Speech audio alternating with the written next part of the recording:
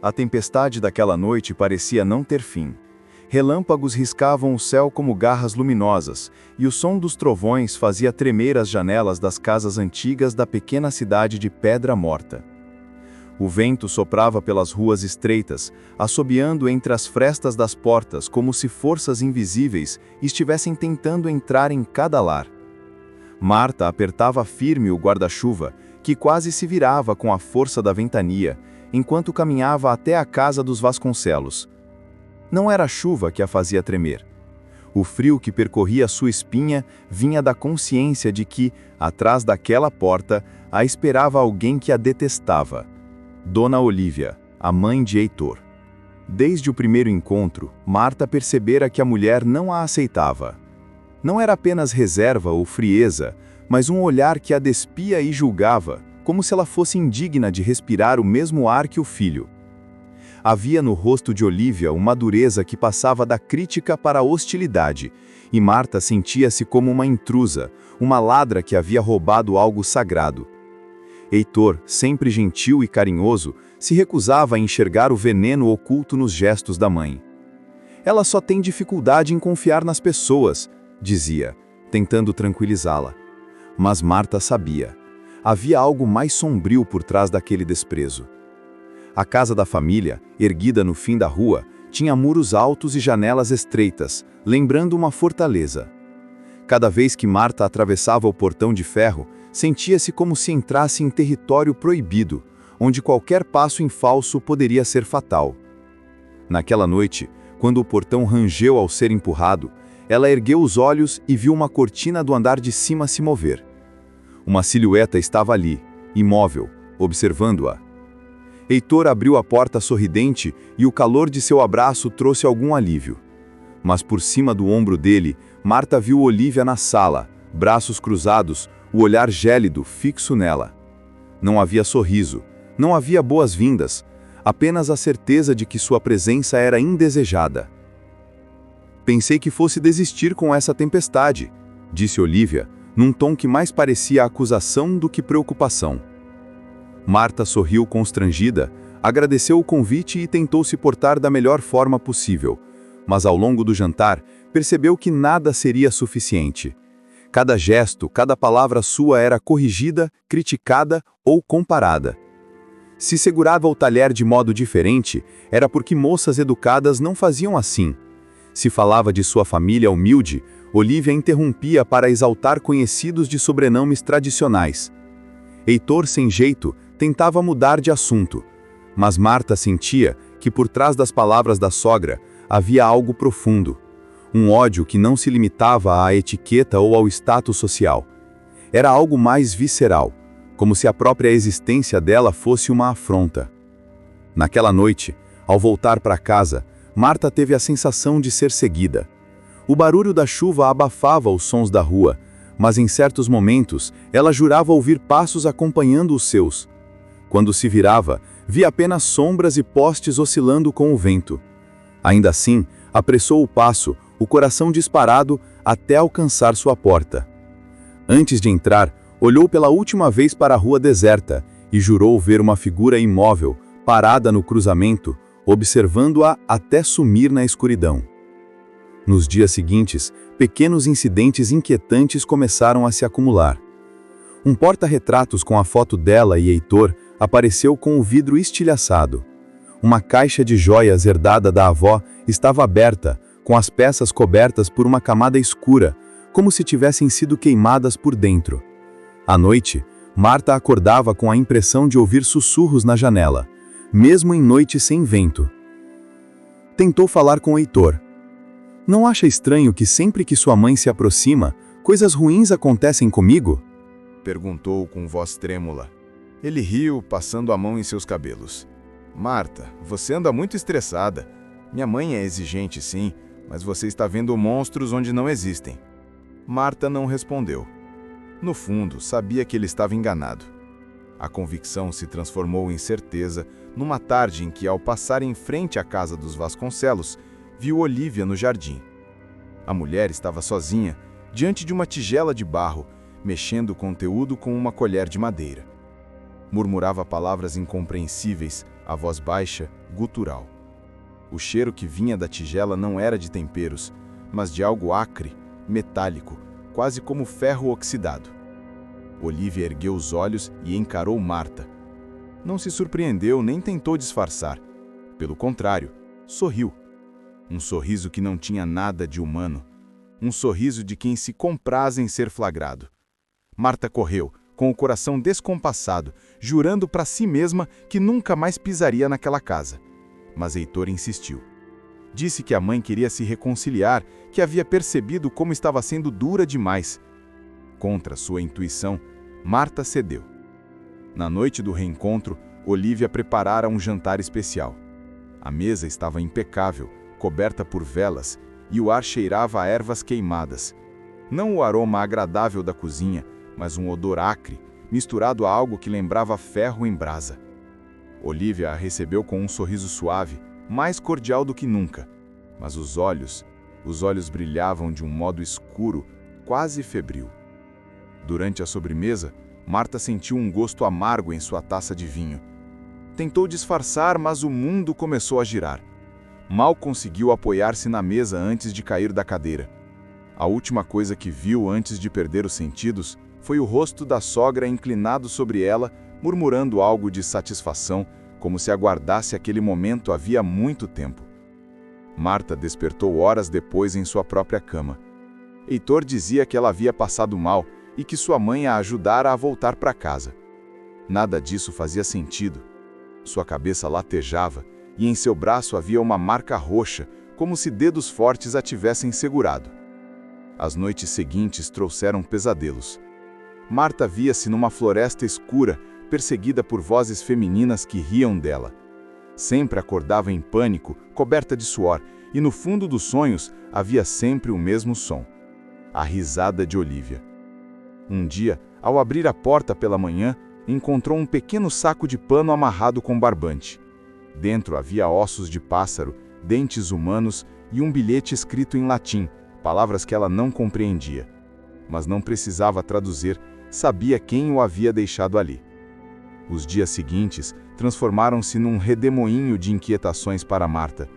O silêncio pesado da casa de Olivia parecia se estender até o quintal, até a rua, como se impregnasse a vizinhança inteira. Marta acordava no meio da noite sentindo que alguém a observava, mas ao acender o abajur, via apenas o quarto vazio, o reflexo pálido de si mesma no espelho e o coração martelando no peito. Certa noite, sonhou com a cozinha da sogra. No sonho, as paredes estavam cobertas de símbolos riscados em carvão e Olivia mexia uma panela enorme, de onde saía um vapor escuro que formava rostos de crianças chorando. A velha girava a colher de pau e murmurava palavras que Marta não compreendia, mas sentia cravarem-se na sua pele como agulhas. Acordou gritando, suada, e jurou ter ouvido uma voz rouca perto da cama sussurrando seu nome. Marta. No início, tentou esconder esses tormentos de Heitor, mas o noivo logo percebeu o olhar cansado, os sobressaltos, a falta de apetite. "O que está acontecendo?" perguntou ele, preocupado. "Você anda diferente, parece que não dorme." Marta, com medo de parecer paranoica, apenas sorriu e disse: "É só ansiedade com o casamento." Na manhã seguinte, encontrou na soleira de sua casa uma pequena sacola de pano vermelho, amarrado com barbante. Ao abri-la, quase desmaiou.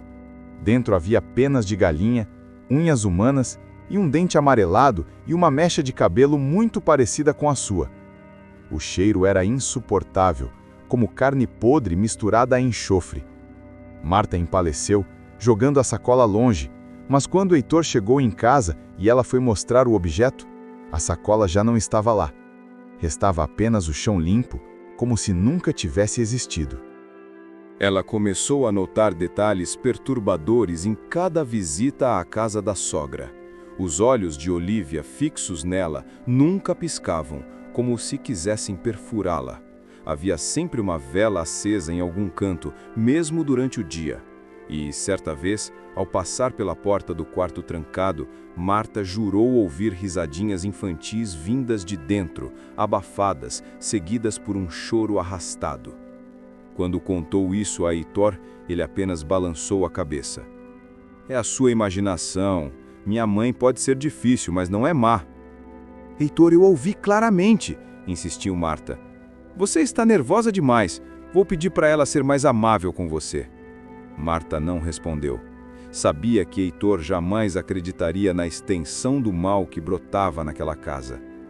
Na noite seguinte, enquanto dormia, sonhou novamente, mas dessa vez não parecia um sonho, parecia estar realmente lá. Estava diante da velha cozinha e Olívia mexia outra panela, só que agora o vapor se transformava em cobras que se arrastavam pelo teto. Ao redor, uma roda de sombras humanas cantava em uníssono, uma melodia grave que fazia o chão tremer. Marta tentou correr, mas não tinha pernas, apenas raízes presas ao piso frio. Olívia virou-se para ela, os olhos repletos de catarata brilhando como pedras úmidas. Você não é digna do meu filho. A voz soava como se viesse de dentro da panela fervente. Eu vou arrancar você dele, pedaço por pedaço. Marta acordou em prantos, com marcas arroxeadas nos tornozelos, como se algo a tivesse prendido de verdade. O tempo passava e Marta começou a perceber que não era apenas no sonho que sofria. Sentia-se seguida pelas ruas da cidade.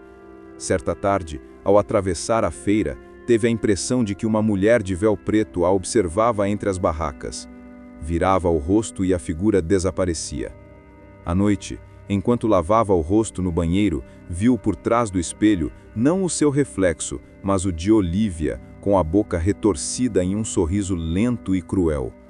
O espelho estilhaçou sozinho, cortando-lhe a mão. Ela passou a se isolar, temendo ser chamada de louca. Mas quanto mais guardava seus medos, mais intensos eles se tornavam. Às vezes, quando Heitor não estava, o telefone tocava. Do outro lado, silêncio, seguido por uma respiração pesada e um sussurro. Vai embora! Uma tarde, não aguentando mais, Marta decidiu visitar a igreja da cidade. O padre, homem simples e cansado, ouviu suas confissões em silêncio, mas quando ela mencionou o nome de Olívia, sua expressão mudou. Essa mulher, murmurou ele, cruzando-se rapidamente. Há muito se comenta, feitiçaria, rituais, pactos antigos, mas ninguém ousa enfrentá-la. Marta tremeu. O que eu devo fazer? O padre apenas lhe deu um crucifixo pequeno. Reze, proteja-se, mas não subestime quem serve às trevas. De volta para casa, Marta se sentiu ainda mais desamparada. Rezava todas as noites, mas a sensação de que algo caminhava pelos corredores não diminuía. Uma madrugada, ouviu passos arrastados do lado de fora da porta. Espiou pela fresta. Era Olívia, parada no jardim, vestida de preto, a cabeça erguida para a lua. Na mão, segurava um coração de animal ainda sangrando, deixando gotas no chão. Murmurava frases em uma língua que Marta não conhecia, mas que gelavam seu sangue. O medo transformou-se em desespero.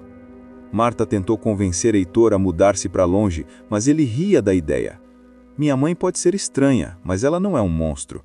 Você está deixando a imaginação falar mais alto. Ela, exausta, apenas se calava. Mas no fundo, sabia que algo muito pior ainda estava por vir. Foi numa noite de tempestade que a ameaça se revelou em sua forma mais brutal. A chuva batia forte nas telhas quando Marta acordou com um barulho dentro da casa. Desceu as escadas tremendo e encontrou as portas e janelas escancaradas, o vento uivando para dentro. Na sala, dezenas de velas estavam acesas em círculo e no centro, um boneco de pano com seus cabelos costurados na cabeça e agulhas atravessando o peito. Marta gritou e recuou, mas então viu do lado de fora a silhueta de Olívia debaixo da chuva, imóvel, observando-a com olhos vazios. E naquele instante, o boneco começou a sangrar. Marta caiu de joelhos diante da cena na sala. O boneco sangrando, as velas tremeluzindo sob o vento e a presença imóvel de Olívia lá fora formavam um espetáculo macabro que parecia sair de um pesadelo. O coração da jovem batia descompassado, a respiração curta, o instinto pedindo para fugir. Mas algo a fez permanecer, talvez a consciência de que, se corresse, seria caçada e destruída. Quando deu por si, os lábios de Olivia se mexiam. Marta não conseguia ouvir as palavras, mas podia senti-las, como se fossem lâminas invisíveis cortando-lhe a pele. As chamas das velas se inclinaram todas na mesma direção, como se obedecessem àquele sussurro inaudível. O boneco no centro do círculo estremeceu, e Marta sentiu uma pontada aguda no peito, exatamente onde as agulhas estavam enfiadas. Cambaleando, ela agarrou o crucifixo que o padre lhe dera. A madeira estava quente, quase queimando a palma da sua mão. Com um grito desesperado, Marta avançou, derrubando algumas velas e chutando o boneco para fora do círculo. O fogo se apagou de imediato, e a casa mergulhou em silêncio. Quando se virou para a janela, Olivia já não estava mais lá. Apenas o jardim encharcado e iluminado pelos relâmpagos permanecia imóvel. No dia seguinte, Marta contou tudo a Heitor. O jovem ficou pálido, balançando a cabeça, mas ainda assim relutava em acreditar. Marta, você deve ter sonhado. A tempestade, a falta de luz, tudo pareceu pior do que era. Você acha que eu inventei? Marta explodiu, lágrimas de fúria nos olhos. Eu vi com meus próprios olhos. Se você não acreditar em mim, então não sei como continuar. Heitor tentou acalmá-la, mas o abismo entre eles já estava aberto. O amor ainda existia, mas estava sendo corroído pelo medo que Olivia plantava. Naquela mesma noite, Marta ouviu um choro vindo do quintal. Abriu a janela e viu uma criança pequena, encharcada pela chuva fina, olhando para ela com olhos negros, sem íris. Me ajuda, pediu a criança com voz rouca. Antes que Marta pudesse reagir, a figura se dissolveu em fumaça escura, deixando um cheiro de enxofre no ar. Ela sabia, então, que Olivia estava usando não apenas feitiços, mas espíritos famintos para atormentá-la. O ápice do tormento veio dias depois. Marta voltava da igreja quando sentiu um frio glacial na estrada deserta. O céu estava límpido, mas a neblina brotava do nada, cercando-a. No meio da névoa, surgiu Olivia, com um manto negro, o rosto desfigurado por uma expressão de ódio absoluto. Em sua mão direita, segurava uma foice velha coberta de ferrugem. Eu te avisei, disse a sogra, a voz ecoando como se viesse de muitos lugares ao mesmo tempo. Meu filho não precisa de você. Ele é meu, sempre foi, sempre será. Marta recuou, tremendo, mas uma força desconhecida a fez erguer o crucifixo novamente. Dessa vez, não rezou apenas com a boca, mas com todo o desespero acumulado em semanas de sofrimento. Palavras de súplica saíram como gritos e o vento soprou mais forte. A névoa se dissipou em redemoinhos e Olivia recuou, grunhindo, os olhos faiscando de raiva. Você ousa me enfrentar, rugiu ela. E então o chão se abriu sob seus pés. Marta viu mãos esqueléticas surgirem da terra, agarrando os tornozelos da velha. O manto negro foi puxado para baixo e Olivia lutava, urrava, mas cada vez mais era engolida pela fenda que crescia.